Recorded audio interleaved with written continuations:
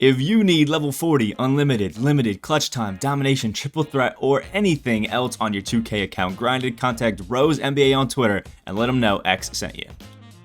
Alright, so we have the new wonderful best of domination, and I've done a quick tutorial telling you guys some different strategies that you guys can use to go ahead and finish it, but I realized I didn't really talk too much about some budget options that are going to go through and really help you finish a lot of these games, because there's a bunch of Hall of Fame badges that you guys can get throughout of these 30 Hall of Fame badges, a bunch of really good rewards towards the end. You do get Dark Matter James Harden now, or endgame James Harden. If you're going to be finishing level 40, you probably could just stick with Jokic, but it still is pretty nice just to have another endgame on the roster. So I wanted to show you guys some budget options or some things that maybe you didn't even consider that could really help you out finishing some of these I guess endgame domination games, because there's a lot of XP tied to them. There's a lot of really good things you can get. So we're just going to start it off, and I'll go through a quick little budget lineup that I made. So this is the personal lineup that I'll be using to face it. Obviously not the most budget friendly. Got a lot of cards in here who just maybe aren't the cheapest. We got Cade Cunningham, well over 200k. We got the nice Shaquille O'Neal here, who is a nice little budget friendly guy. You got Richard Jefferson, who some people might not have. And Dr. J, things like that. But there are some really budget friendly options. You have a quick little budget team right here that I put together with some nice guys, including starting off with this Nicholas Batum. I literally just picked up this Nicholas Batum, but there's a reason that I love using this Nicholas Batum, and I highly recommend it to anybody who is on a budget or is looking for a really good PG but not really wanting to spend the big bucks for it. And that's because Nicholas Batum is 6'8", 99 defense, 98 offense, has like a 7-foot wingspan, and yes, he may have a low IQ in playmaking, but he has a great post game for a guard, has a 93 3-point shot and 92 midi with jump shot 40. He has really good dribbling and 86 ball handle. He's a good block, good steal, good perimeter, good interior defense, great rebounding, really good speeds. His tendencies are also really solid on the defensive end, especially at 6'8" for the point guard. It's gonna be super nice. And he has 28 Hall of Fame badges that really help him out. Pickpocket, pick dodge, he's got clamps, interceptor, intimidator, blinders, circus threes, limitless spot up, and shaft to really do a lot of the things you need. Quick first step, unblockable, the bullet passer, menace, and things like that, just to really help out your squad working. And there's a reason that we want to use this Nicholas Batum. If we head over to some of these games, there's sometimes where using that free invincible Isaiah Thomas isn't going to work. Pete Maravich, 6'5", not too bad. We probably can get around that. Chris Paul, 6 foot, we can really easily use that. But Nicholas Batum, massive advantage. We have an 8-inch height advantage over that Chris Paul. Better on defense, better on offense. It just really helps us out there, even a Hall of Fame. Steph Curry, again, Batum definitely can pup that Steph Curry, especially in the paint with that good post game. Penny Hardaway.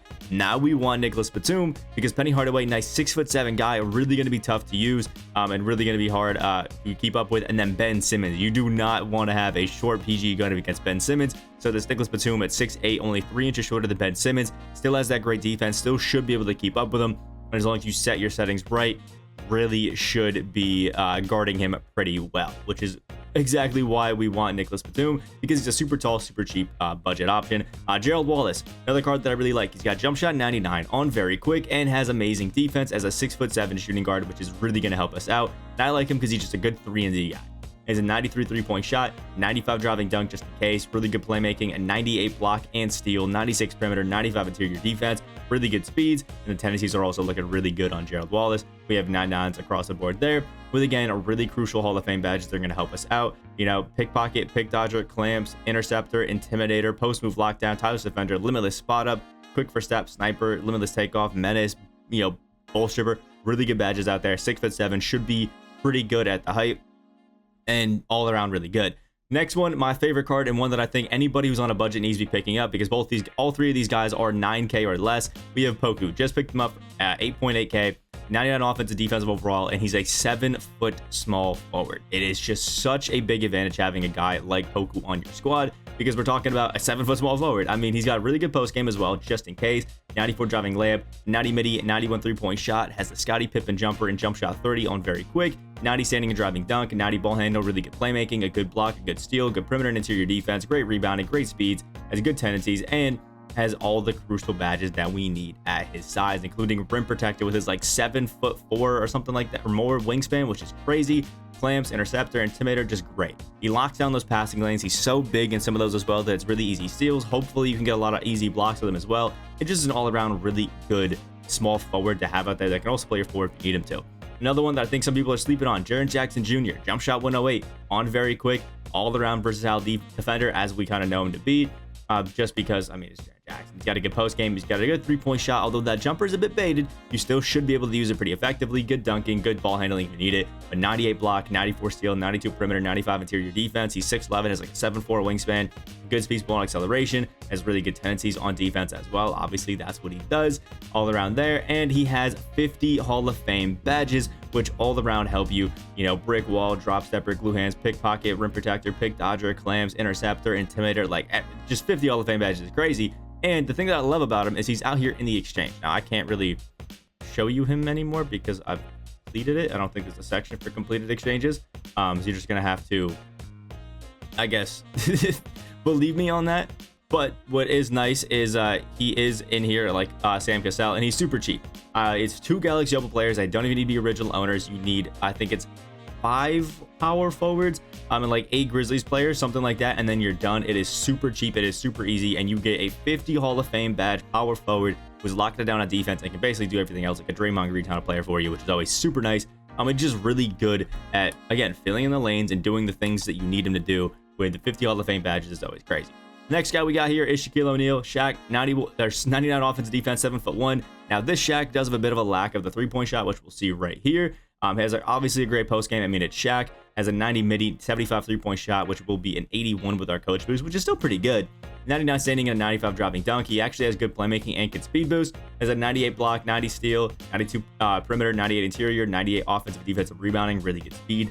And for a Shaq card, especially. And then has pretty good tendencies as well. 99 contest shot, block shots, a little bit high on the foul tendency, but we do also have 30 Hall of Fame badges. And the reason that I love Shaq is with this Hall of Fame brick wall and with his massive size and massive player build, he actually sets screens super well. The rim protector is really going to help him not get puffed in the paint at all. And if you know what you're doing when it comes to timing jumpers, you really should be able to make this Shaq work in your favor that way.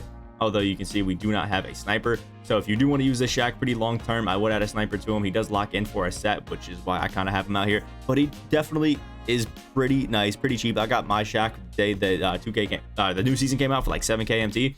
Really cheap, really easy, and just super effective. And then there's also some other guys out here in the collections that really work. If you want to spend a little bit more MT, I highly recommend a lot of these guys from the next set.